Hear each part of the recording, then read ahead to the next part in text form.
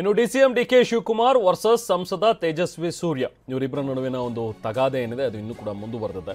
ಬೆಂಗಳೂರಿನಲ್ಲಿ ಟನಲ್ ರಸ್ತೆ ನಿರ್ಮಾಣಕ್ಕೆ ಬಿಜೆಪಿ ವಿರೋಧವನ್ನು ವ್ಯಕ್ತಪಡಿಸಿರೋದು, ಅದರಲ್ಲೂ ಕೂಡ ಸಂಸದ ತೇಜಸ್ವಿ ಸೂರ್ಯ ಸಾಕಷ್ಟು ವಿರೋಧವನ್ನು ವ್ಯಕ್ತಪಡಿಸಿದ್ದಾರೆ. ಬೆಂಗಳೂರಿನಲ್ಲಿ ಟನಲ್ ರಸ್ತೆ ಆಗಬಾರ್ದು ಅಂತ ಹೇಳಿ ಲಾಲ್ಬಾಗ್ ಬಳಿ ಹಾದು ಹೋಗುವಂತಹ ಸುರಂಗ, ಸೊ ಹಾಗಾಗಿ ಇಲ್ಲಿ ಬೇಡ, ಇಲ್ಲಿ ನೇಚರಿಗೆ ತುಂಬ ತೊಂದರೆ ಆಗುತ್ತೆ, ಪರಿಸರಕ್ಕೆ ಹಾನಿ ಆಗುತ್ತೆ ಅನ್ನುವಂಥದ್ರ ಬಗ್ಗೆ ಅವರು ತಗಾದೆಯನ್ನು ತೆಗೆದಿದ್ದಾರೆ. ಸೊ ಹಾಗಾಗಿ ಇವತ್ತು ಬೆಳಿಗ್ಗೆ 10:30ಕ್ಕೆ ಡಿಕೆ ಭೇಟಿಯಾಗೋದಕ್ಕೆ ಸಮಯ ನಿಗದಿಯಾಗಿದೆ. ಸೊ ತೇಜಸ್ವಿ ಸೂರ್ಯ ಮತ್ತು ಡಿಕೆ ಶಿವಕುಮಾರ್ ಭೇಟಿಯಾಗಿ ಮಾತುಕತೆಯನ್ನು ನಡೆಸಲಿಕ್ಕಿದ್ದಾರೆ. ಪರಿಸರಕ್ಕೆ ಧಕ್ಕೆ ಆಗುತ್ತೆ ಅಂತ ಹೇಳಿ ತೇಜಸ್ವಿ ಸೂರ್ಯ ವಿರೋಧವನ್ನು ವ್ಯಕ್ತಪಡಿಸಿದ್ರು. ಸೊ ಹಾಗಾಗಿ ಯೋಜನೆಯನ್ನು ಕೈಬಿಡಿ ಅನ್ನುವಂಥದ್ರ ಬಗ್ಗೆನೂ ಕೂಡ ಮನವಿ ಮಾಡಿದರು. ಈಗ ಅದರ ಮುಂದುವರೆದ ಭಾಗವಾಗಿ ಡಿಕೆ ಶಿವಕುಮಾರರನ್ನು ಭೇಟಿ ಆಗಲಿಕ್ಕಿದ್ದಾರೆ.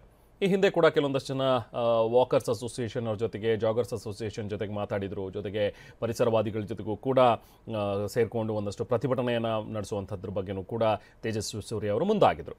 ಸೊ ಈಗ ಡಿ ಕೆ ಶಿವಕುಮಾರ್ ಅವರು ಅಪಾಯಿಂಟ್ಮೆಂಟ್ ಕೊಟ್ಟಿದ್ದಾರೆ 10:15ಗೆ.